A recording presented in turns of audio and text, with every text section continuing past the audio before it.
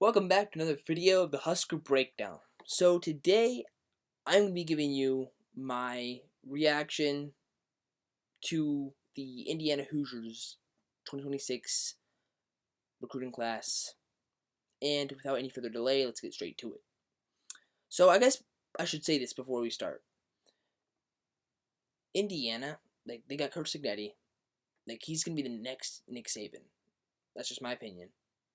I don't really think, don't take this so heavily and be like, oh, these transfers may not be good, they're going to be bad. No, he's going to develop them. He's a good coach. He's good at developing and at a pretty good pace, too. That, and also, they do return a lot of decent protection.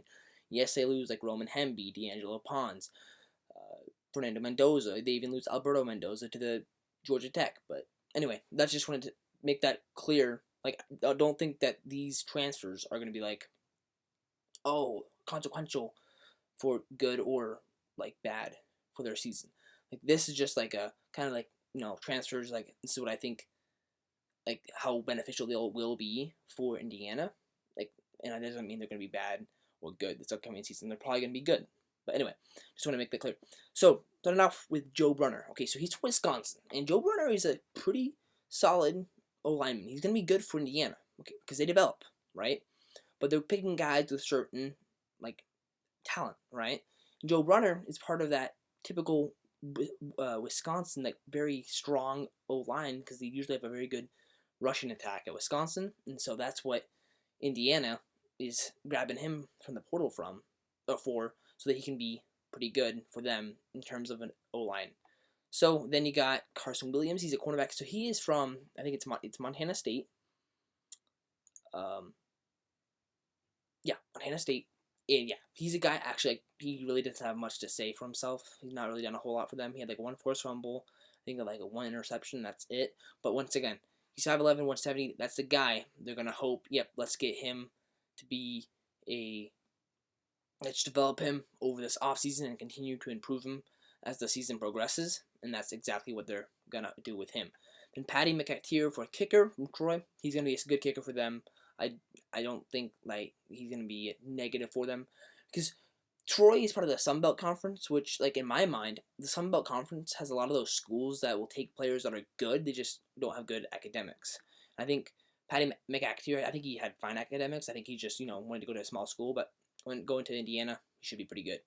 Then you got Rock Shaw from Miami. He's a tight end. He's a young guy. Once again, they're going to develop him, improve him.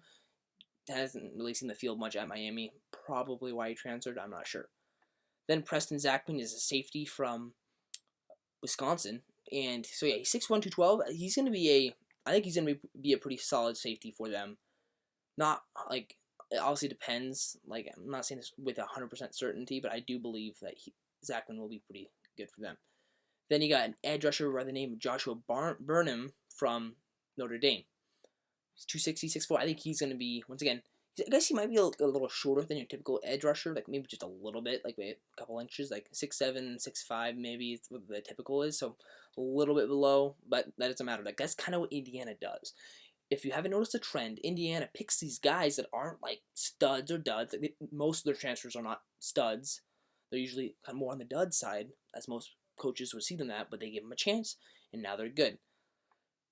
So then, after Joshua Burnham, I think he will be definitely a good rusher for them, and as a Nebraska fan, we're really gonna see what Indiana does to us. But then Billy Gowers as a punter, he is from, I believe that is Hawaii, yeah.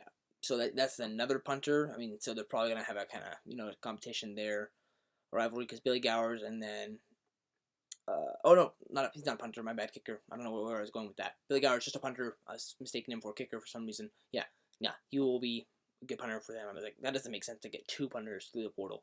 That makes more sense. Then Turbo Richard from Boston College. Okay, that guy, he's gonna be an absolute monster for them. Okay, I can say that without a doubt. Look what they did with Roman Hemby, Justice Ellison, Turbo Richard. He's going to go to Indiana. He was already good for Boston College. He was a good player for them. And we played him in the what bowl game was that? The Pinstripe Bowl a couple years ago. He was a young guy, and he was good. He was talented. I do believe that Turbo Richard is going to be a beast for Indiana. They're just going to develop him, take up his skills another notch or two, going to be an elite beast for them. So yeah, that's going to be a big name to watch out for. I bet he's going to have if he hasn't had a breakout year already, which I think he's done pretty good, this is going to be another breakout year, so to speak. Then Chidi Obiazor, he's an edge rusher from Kansas State. Okay, so I think this guy, he's a guy that's going to be, once again, another guy. I don't think he's done a whole lot, but I do believe that, he's decently tall. 275 is kind of right where you want your edge rushers to be, so I think he's going to be a pretty good edge rusher for them. Then Shaz Preston, a wide receiver that's Tulane. So I looked at him. He actually has some decent numbers. Like, not like the best, but he's got some solid numbers. And I think he's a little shorter perhaps, but they're going to probably make him a slot receiver, I imagine. And he's going to be I think he's going to be kind of speedy for them. They're going to, once again, I say that they will take his skills up a notch. He was here at Tulane. They're going to take him up here for Indiana. So yeah, for sure. Then Drew Clausen, he's from Iowa State. He's a long snapper. He's a guy, you better hope he does his one job well. You better hope you don't hear his name, because that's when you know you have a good long snapper. Because if you're hearing his name, then you have a pretty bad long snapper. That's just the facts. Then you got A.J. Harris from Penn State. So he's a cornerback. Yeah, 6'1", 193. So yeah, I think he's going to be a guy once again. Another guy, we're going to get him, develop him, and I think it's going to be pretty good for them. Then you got Toby Asansanami, I think that's how you say his name, from Kansas State. He's another edge rusher, so 6'3", 250. Maybe a little light, perhaps, but not too light. He's a little light. I think he's going to be, once again, another guy. All of these guys, I believe, are going to just be big, just construction pieces that they're going to develop and just improve as the offseason progresses and as the, even in season. That's just something I think is going to definitely happen. Then they get Josh Hoover from TCU. Now, this guy right here, he's going to be an absolute beast. That's all there's to say. If you haven't noticed the trend, I've said this once, I'll say it again. They get a lot of not so great names, for the smaller positions, that aren't as, impactful. But then, for the big positions, like running back perhaps, or quarterback, they get some pretty good guys. Josh Hoover is going to be a beast for them. He was good at TCU. He's going to be way better at Indiana. That's just the facts. He's going to be better at Indiana. And then you got Joe Higel. He's from Tulsa. And yeah, he's a D lineman, 6'3" to 300. So he's going to be, they're going to make that guy, they're going to develop him right. And they're probably going to make him 310, 315. So they're going to make him even better, even stronger. He's going to be good for them. And yeah. He was at a small school, but that's, like I said, that's the Cignetti trend, to get these guys and develop them. That was the Tom Osborne trend. And look how good Osborne, Saban, and now Cignetti are doing. That actually all of the coaches that made it to the playoffs were assistant coaches under Saban. So that would kind of make sense. Saban, where he learned his stuff from? Tom Osborne. That's just the facts. He was at Michigan State when we went into Michigan State and destroyed Michigan State. Then Quan Sanks, he's a safety from Cincinnati. Yeah, he's a guy I believe, kind of remember him when we played him last year. He was, and also his stats, he's not bad. I think he'll be pretty good. I do believe that this guy, once again, a player they're going to develop. I think he should be pretty good though for them, right off the bat anyway. The Nick Marsh from wide receiver from Michigan State. So he's a little taller. He's going to be those guys that probably gets those little longer routes. And I think I don't know if he'll be the main starter, but we will see. I do think he will be a pretty solid guy. I actually, without a doubt, I think we can say, yeah, I think, all these transfers will at least just, take their skills up a notch at Indiana. It's crazy to say, but that's probably what's going to happen. Then briefly, we'll look at the outgoing transfers. You got Jamari Monette, and then Hosea Wheeler, Evan Lawrence. A lot of these guys, yeah, I think they're just kind of younger guys that didn't get a whole lot of minutes. Ace Klangoli. The guy right here, Alberto Mendoza, going to Georgia Tech, though, that's amazing to me. I cannot believe that. Their entire family was let's go, Indiana, let's go. And yet, as soon as Fernando gets the Heisman, then obviously goes to the NFL, you'd think Alberto would stay, but maybe he wasn't getting enough money, and Georgia Tech offered him more. Probably was what it was. Yeah, then Dontre Henderson, Jaja Boyd, Finn Walters, Aiden Cannon. Yeah, all these guys. Oh, and they're undecided still. And then yeah, Mitch Verstegen, William D. Pape.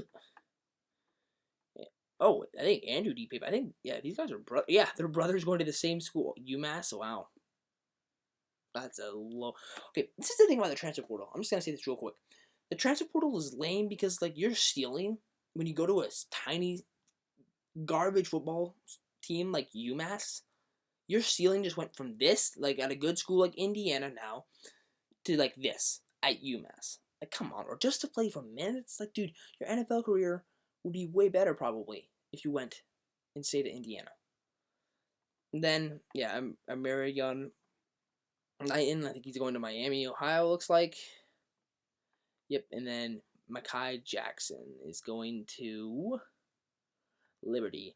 Yeah, then just those two withdrawn transfers. Yeah, so that's kind of it for Indiana's transfer portal class. Then I'm just going to briefly look over another basketball transfer that Nebraska got after the portal was closed. I did not record this at the time, but I was like, it happened a few days ago, but like I was still kind of shocked. Like, I did not think this was going to happen, so I didn't bother to check. No one was on there. I was like, oh shoot, I need to make a video about it. And so, here we are. His name is Damon Wilkinson. He's a 6'10", 245 sophomore from South Dakota State Jackrabbits. And he's a guy, he's not much lighter than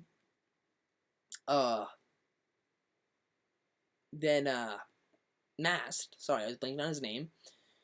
He averages about 14 points per game. He gets 6 rebounds, 1 assist. He's 59% from the field. That's pretty good. Like, that's probably actually his best stat if you look at that right there. I mean, all those other ones are kind of not so great, perhaps, but that's not bad. And then you look at overall, like, just kind of his career stats. Those are just from, like, 2025, as it's the most recent to go off of.